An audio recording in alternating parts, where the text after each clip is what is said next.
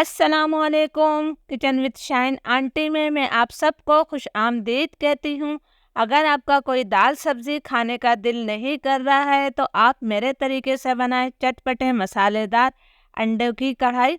बहुत ही मज़े की ये कढ़ाई बनती है, तो ज़रूर इस रेसिपी को ट्राई कीजिएगा। इसके लिए मैंने 6 अदद उबले हुए अंडे लिए हैं। अंडे आप अपनी ज़रूरत के मुताबिक ले सकते हैं। तो अब मैं एक कांटे की मदद से इसमें इस तरह से निशान लगा रही हूँ। इस तरह फ्राई करते वक्त अंडे हमारे फटेंगे नहीं और मसाला भी इनके अंदर तक जाएगा। तो मैं तमाम अंडों पर निशान डाल लेती हूँ। तमाम अंडों पर मैंने निशान डाल दिए हैं। तो चलिए हम कढ़ाई बनाना शुरू करते हैं। चटपटी मसालेदार अंडा कढ़ाई बनाने के लिए मैंने 1/4 कप तेल लिया है। तेल की मिकदार आप अपनी मर्जी से कम या ज़्यादा कर सकते हैं। तेल को मैं गरम कर लेती हूँ। तेल गरम हो गया है तो इसके अंदर हम अंडे शामिल कर देते हैं। ये मैंने अंडे डाल दिए हैं। फ्लेम मेरा मीडियम है। इसके साथ ही मैं इसके अंदर 1/4 टीस्पून नमक शामिल कर रही हूँ। कोई और मसाला हम नहीं डालेंगे। अंडों को मैं इतनी देर तक फ्राई करूँगी कि इन पर अच्छा सा गोल्डन कलर आ जाए। अंडों पर अच्छा सा गोल्डन कलर आ गया है। जब हम अंडे फ्राई कर लेंगे तो कढ़ाई का जायका कई गुना बढ़ जाएगा। तमाम अंडे मैं तेल से निकाल लेती हूँ। अब इसी तेल के अंदर मैं एक दरमियाने साइज़ की प्याज को बिल्कुल बारीक चॉप करके शामिल कर रही हूँ।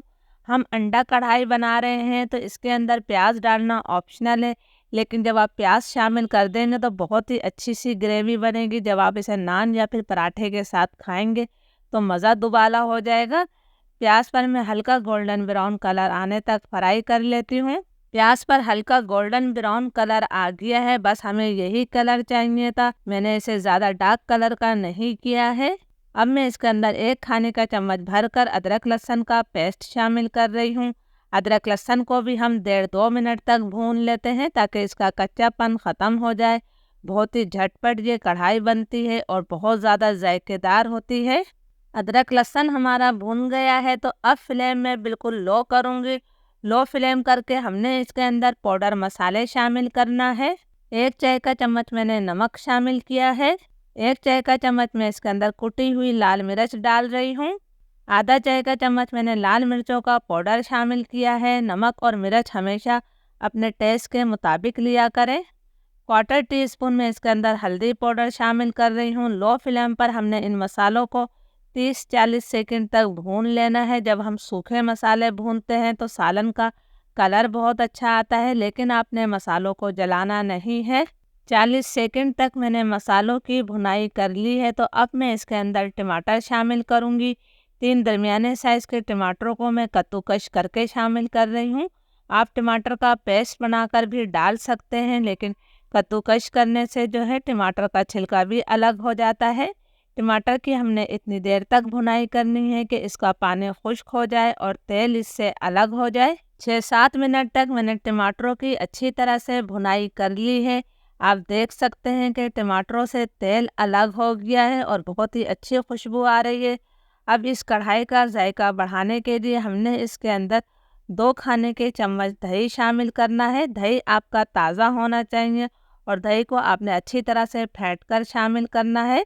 दही डालकर मैं इसकी मज़ीद इतनी देर तक भुनाई करूंगी कि दही का पानी भी खुश्क हो जाए और तेल इससे अलग हो जाए। दही डालकर भी मैंने मसाले की अच्छी तरह से भुनाई कर ली है। तेल इससे अलग हो गया है। तो अब हमने इसके अंदर फ्राई किए हुए अंडे शामिल कर देना है। ये मैंने तमाम अंडे डाल दिए हैं। इसके साथ ही मैं इसके अंदर 1 चाय का चम्मच भुना और कुटा हुआ जीरा शामिल कर रही हूँ। 1 खाने का चम्मच मैंने कुटा हुआ साबुत धनिया डाला है। ये मसाले आपने आखिर में ही डालना है ताकि इनकी खुशबू बरकरार रहे। आधा चाय का चम्मच मैंने कुटी हुई काली मिर्च डाल दी है। अब हमने अंडों के साथ मसालों को भी 1-1.5 मिनट तक भून लेना है। प्लीज़ अगर आप लोगों को वीडियो अच्छी लग रही है तो एक लाइक ज़रूर कर दीजिएगा ताकि मेरी हौसला अफजाई हो सके। मसाले के साथ भी मैंने अंडों की 2-3 मिनट तक भुनाई कर ली है।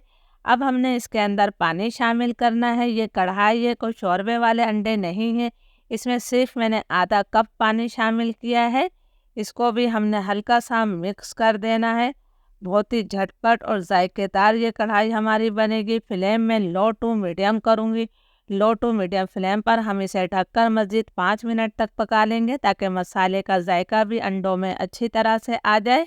लो टू मीडियम फ्लेम पर कढ़ाई को पकते हुए तकरीबन 5 मिनट हो गए हैं।